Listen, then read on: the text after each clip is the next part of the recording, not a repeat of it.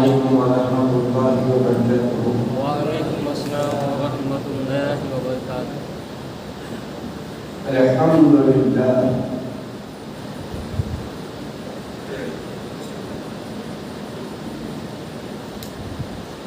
الحمدللہ رب العالمین والعاقبۃ للمتقین۔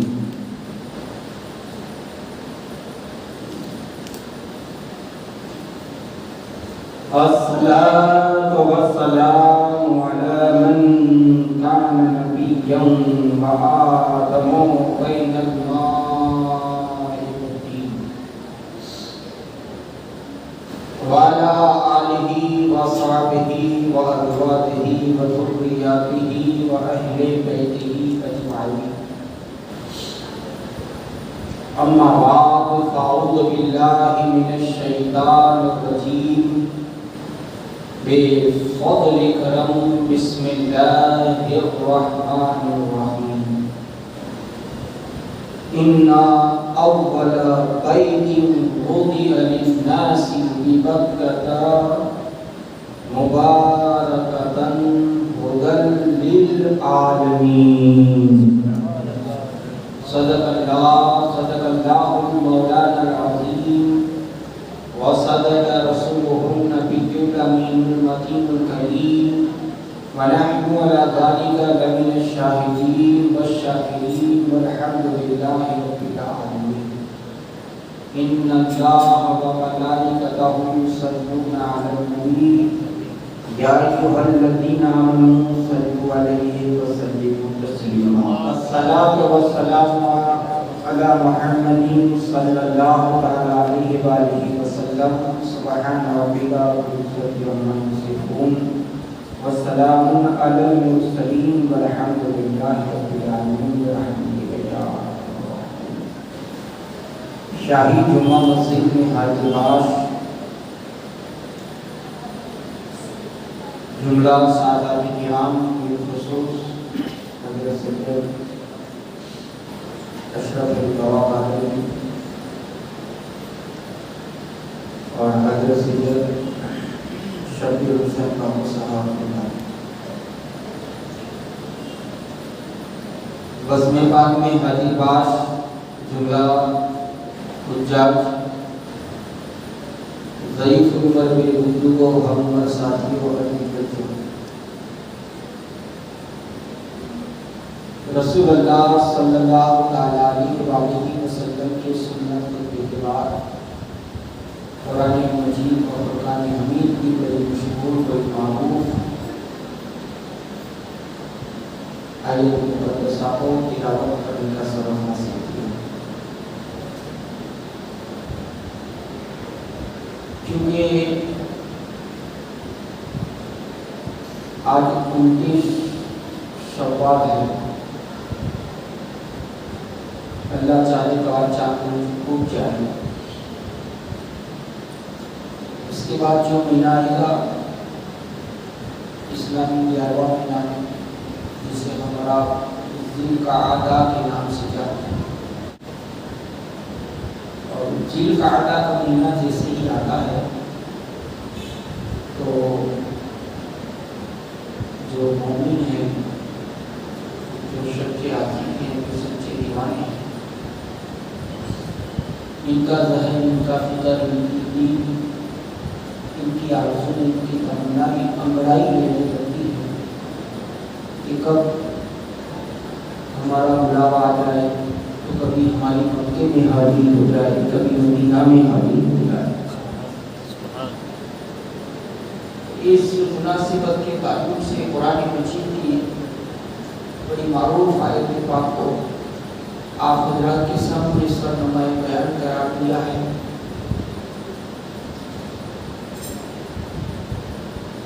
تو اس سے پہلے دل یہ چاہتا ہے کہ 2 دن شعر ہے نعت شریف کے، نعت پڑھنے کا چونکہ میں بہت خاص عادی بھی نہیں ہوں، عادت بھی نہیں ہے، مگر پھر بھی جب مدینہ رسول کی بات ہے، اللہ کی گھر کی بات ہے، تو کوشش کر رہا ہوں انشاءاللہ इस आयत को पढ़ा है, इसके तर्जुमों को सुना, इससे पहले इस नात को सुने और नात को सुनने से पहले बेहतर व मुनासिब ही नहीं बल्कि ज़रूरी समझते हुए अपने आका और मौला मक्के और मदीने के दुआ जनाब अहमद मुस्तफ़ा मुहम्मद अरबी मुस्तफ़ा अरवाहना फिदा सल्लल्लाहु तआला अलैहि वसल्लम की बारगाह में इंतहाई अकीदत व मोहब्बत के साथ पूरी ईमानदारी और बेदारी का सबूत देते हुए तशरीफ़ फरमा हर आशिक रसूल बारगाह रसूल वाले रसूल में झूम झूम कर आवाज़ बुलंद दुरूद पाक पढ़ें।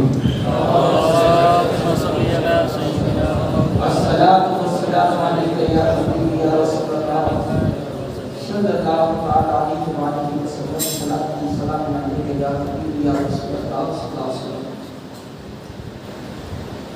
मुअज़्ज़िज़ सामीन किराम, हर आशिक और हर मौमिन और हर दीवाने की ये तलब होती है, ये आरज़ू होती है। तो शायर ने भी इस बात को ऐसे पेश किया है कि तमन्ना है बसद आदाब आँखों से लगानी, तमन्ना है बसद आदाब आँखों से लगानी कि जरा सी खाक मिल जाए नबी के आस्ताने की, तमन्ना है बसद आदाब आँखों से लगानी की। खुदा के सामने ही सर झुकाना चाहिए, लेकिन खुदा के सामने ही सर झुकाना चाहिए, लेकिन नबी के रूबरू है कब इजाजत सर उठाने की, तमन्ना है बसद आदाब आँखों से लगानी की। और जो आशिक और जो मोमिन होता है उसकी अकीदत और उसकी मोहब्बत तो यूँ कहती है कि मैं मदीना तो रोज जाऊँ। तो शायर ने इस बात को क्या ही खूब अंदाज से पेश किया है। मदीना में भी जा सकता हूँ, लेकिन मसला ये है मदीना में भी जा सकता हूँ, लेकिन मसला ये है कहाँ से लाऊं मैं हिम्मत उन्हें सूरत दिखाने की। ना हमारी सूरत इस काबिल है कि नबी को बता सके, ना हमारी सीरत इस काबिल है कि नबी को बता सके, ना हमारा कोई अमल है कि हम नबी की बारगाह में पेश कर सकें। तो शायर ने इस बात को यूँ बयान किया कि मदीना में भी जा सकता हूँ, लेकिन मसला ये कहाँ से लाऊं मैं। और हजरत बायज़ीद बुस्तामी और हजरत जुनैद बगदादी तो यूँ कहते हैं कि مدینہ مقدسہ وہ بارگاہ ہے، وہاں پر ہم سانس کو لینا بھی ادبی سمجھتے ہیں. سانس لینا بھی ادب کا ہی زیر آسمان اور سانسوں کا نفس خود کرتا میں آئے جنہیں تو والے جی بینا.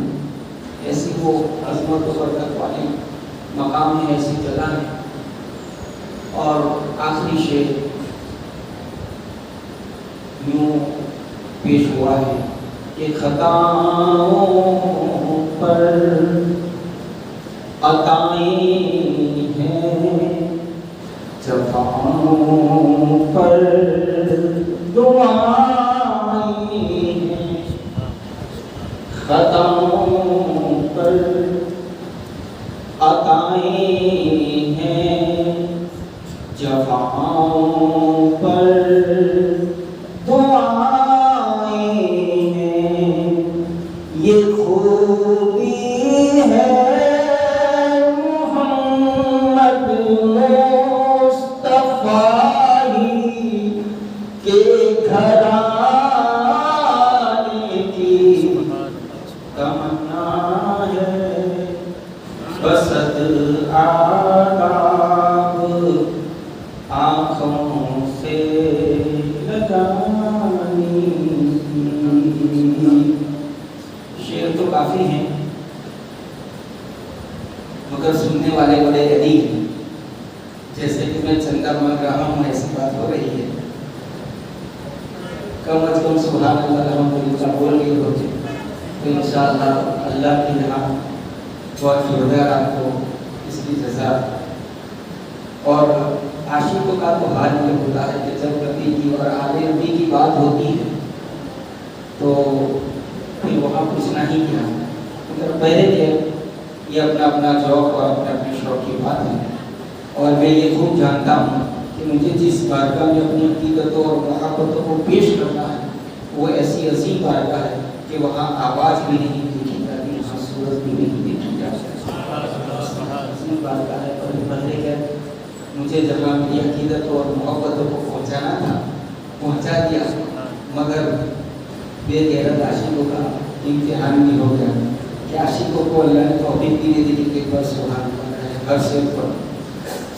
پہلے کہ آئے میں قرآن پاک کی جس آیت پاک کو میں نے تلاوت کیا ہے اس پر چند منٹ کچھ گفتگو کروں. اس سے پہلے اور ایک مرتبہ جمعے اور بارگاہ رسالت میں و عالم رسالت میں جھک کر بآواز بلند درود پاک پڑھیں.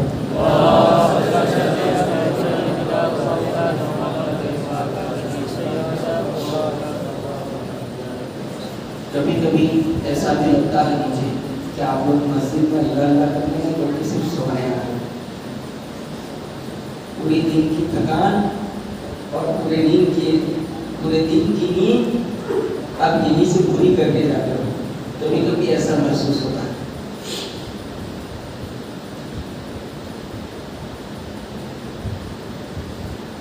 اللہ تبارک و تعالیٰ فرماتا ہے ان اول بیت وضع للناس ببکۃ مبارکۃ ھدی للعالمین. اور قرآن مجید میں اللہ تبارک و تعالیٰ نے 6666 آیت مقدسہ کا نزول کیا ہے. اب یہ 6666 آیت مقدسہ جو ہیں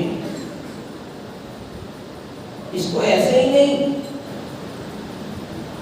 کہ اللہ نے جبرائیل کو بلایا رسول اللہ کی بارگاہ میں بھیج دیا کہ جاؤ لے جاؤ دے دو، جاؤ لے جاؤ دے دو، جاؤ لے جاؤ دے دو. ایسا نہیں،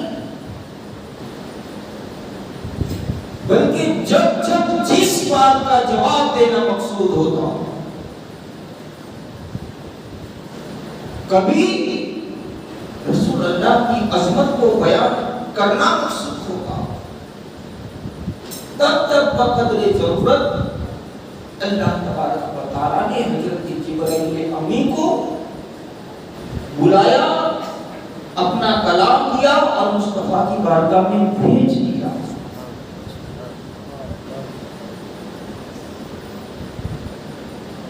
جس ٹائم مصطفیٰ جانے صلی اللہ تعالی علیہ وآلہ وسلم نے اپنی نبوت و رسالت کا جب اعلان کیا، تو رسول اللہ کی حیاتی زندگانی میں پہلے نماز پڑھی جاتی تھی بیت المقدس کی طرف، جیسے ہمارا کعبہ ہے ویسی ایک ہماری دوسری مسجد ہے جس کو مسجد اقصی کے نام سے جانا جاتا ہے، پہچانا جاتا ہے، اور اس مسجد کو قبلہ اول کے نام سے بھی یاد کیا جاتا ہے، جو آج یہودیوں کے قبضے تھے۔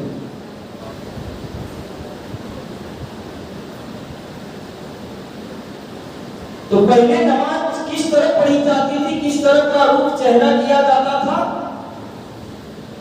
مسجد اقصی کی طرف رخ کیا جاتا تھا۔ تو یہودی کہتے تھے کہ سب سے پہلا اللہ کا گھر بیت المقدس ہے، بیت المقدس ہے، مسجد اقصی ہے۔ یہود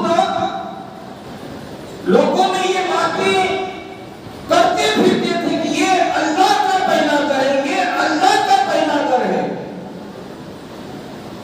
تو رب تبارک و تعالیٰ نے یہودیوں کی اس بات کا رد کرتے ہوئے ارشاد فرمایا،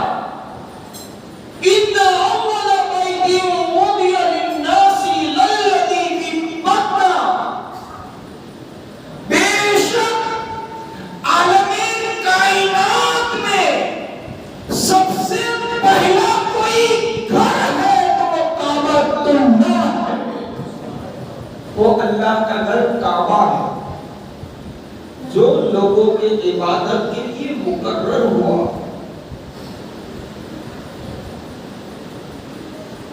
اور اس دنیا میں جب رب تبارک و تعالیٰ نے حضرت آدم کو بھی پیدا نہیں کیا، حضرت آدم کی تخلیق نہیں کی تھی، حضرت آدم کے مجسمے کو ابھی تیار بھی نہیں کیا گیا، تو اس وقت اس پوری دنیا میں پانی کے سوا کچھ نہیں تھا۔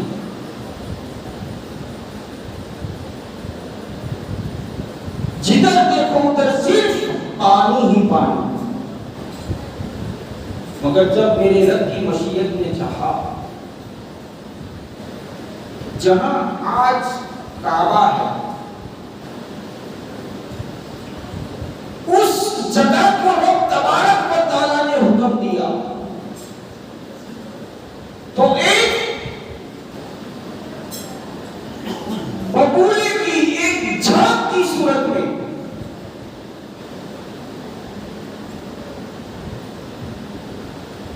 ایسا ایک ببولا اٹھا اور اسی سے زمین کا ایک خطہ، ایک حصہ بنا، اور رب کے حکم سے یہ حصہ اتنا پھیلا کہ جہاں تک آپ کی نظر دوڑ رہی ہے زمین ہی زمین نظر آ رہی ہے۔ اس وقت اللہ تعالیٰ نے اپنے فرشتوں پر نزول کیا، فرشتوں کو اتارا۔ تو فرشتوں کی تو حقیقت یہ کہ یہ نور اور ہر لمحہ ہر گھڑی ان کا ایک ہی کام اللہ کی تسبیح اور تحلیل کو بیان کرنا۔ اور جیسے زمین پر کعبہ ہے ویسے ہی اسی کعبے کے اوپر ایک اور کعبہ جسے فرشتوں کا کعبہ کہا جاتا ہے، بیت المعمور، وہاں فرشتے طواف کرتے ہیں۔ اللہ نے آسمان سے فرشتوں کو اتارا تو سارے فرشتے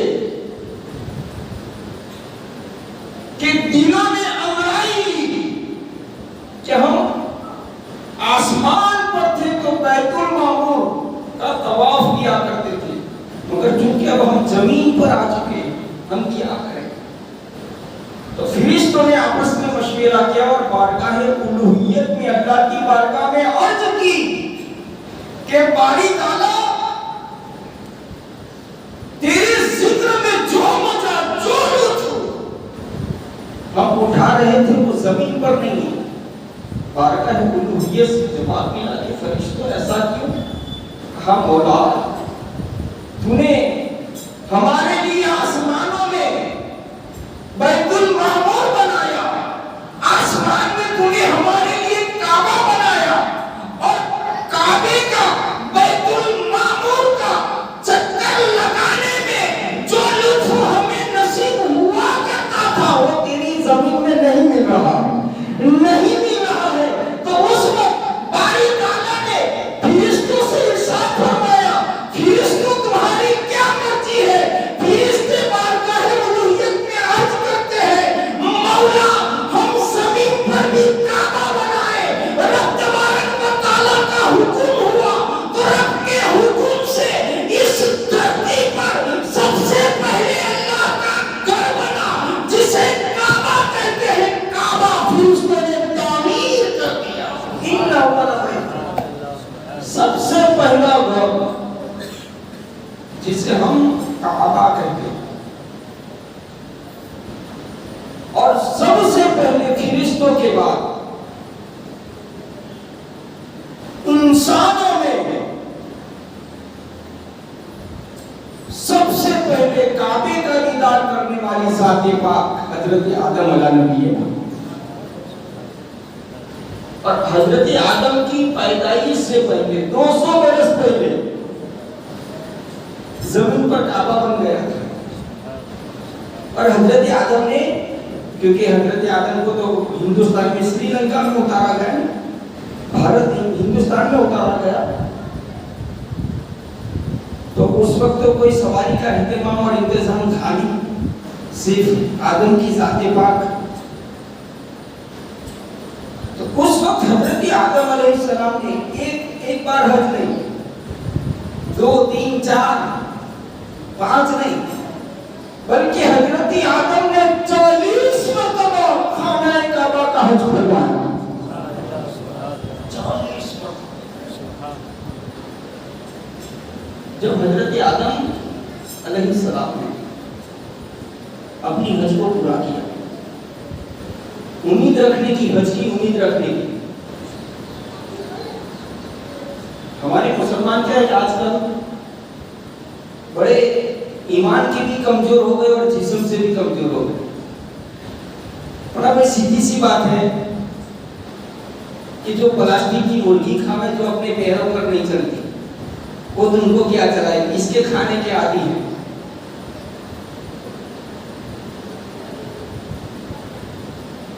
حضرت آدم علیہ السلام نے اپنا پہلا حج کیا تو بارگاہ الوہیت سے جواب آیا کہ آدم تو نے اپنا حج پورا کیا، ہم نے تیری حج کو قبول فرمایا، کیا مانگتا ہے مانگ لے۔ اس وقت حضرت آدم علیہ السلام بارگاہ الوہیت میں عرض کرتے ہیں کہ اللہ میری مغفرت کر دے، میری امت کی مغفرت، میری اولاد کی مغفرت کر دے۔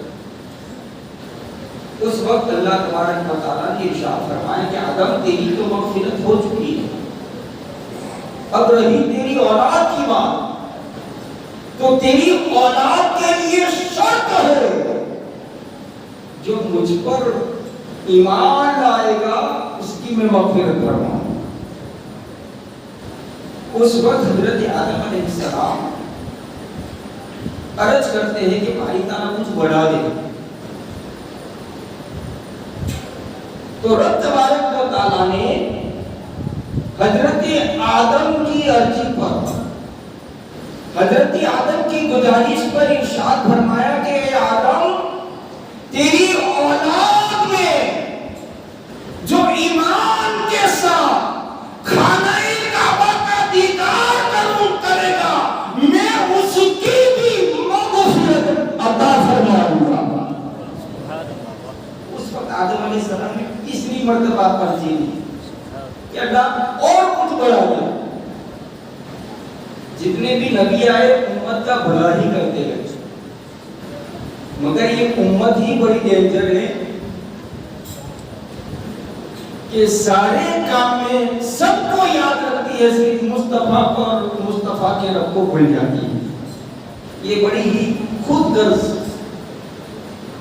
امت ہے۔ آدم علیہ السلام نے عرض کی کہ مولا کچھ اور بڑھا دے، تو اس وقت باری تعالیٰ ارشاد فرماتا ہے کہ آدم تیری رضا کے خاطر، تیری خوشی کے خاطر جو ایمان کے ساتھ میرے گھر کعبہ کا دیدار کرے گا اس کو میں بخش دوں گا، اور کعبے کا دیدار کرنے والا جس گناہگار کے لیے دعا کرے گا، دیدار کرنے والے حاجی کی دعا سے میں اس کی بھی مغفرت عطا کر دوں گا۔ ہمیشہ یہ امید اور اللہ کی بارگاہ میں ہمیشہ یہ تمنا، ہمیشہ یہ آرزو رکھیں، حالات جو بھی آئے، پرستھتی جو بھی آئے، اور ہر گھڑی ہر لمحہ کھیتی میں برکت مانگنے سے پہلے، گھر میں برکت مانگنے سے پہلے، اولاد دولت کو مانگنے سے پہلے ہمیشہ بارگاہ الوہیت میں یہ بھی معروضہ پیش کرتے رہے کہ باری تعالیٰ تو نے ہمیں اس دنیا میں بھیجا ہے تو کبھی ہمیں خانہ کعبہ کا دیدار بھی نصیب کر دے، کبھی ہمیں سنہری جاریوں کا دیدار بھی نصیب کر دے۔ انشاءاللہ امید رکھنا، بارگاہ الوہیت میں مانگ لینا، یہ تیرا کام ہے، اور کعبے کا دیدار کروانا اللہ رب العالمین کا کام ہے۔ اللہ ہم سب کو اچھی امید اور اچھی آرزو، اچھی تمناؤں کے ساتھ مانگنے کی توفیق اور توفیق عطا فرمائیں۔ ہمارے احترام ماشاءاللہ وہ سبھی حضرات ہیں جو بحمدہ تعالیٰ ہر جمعہ کو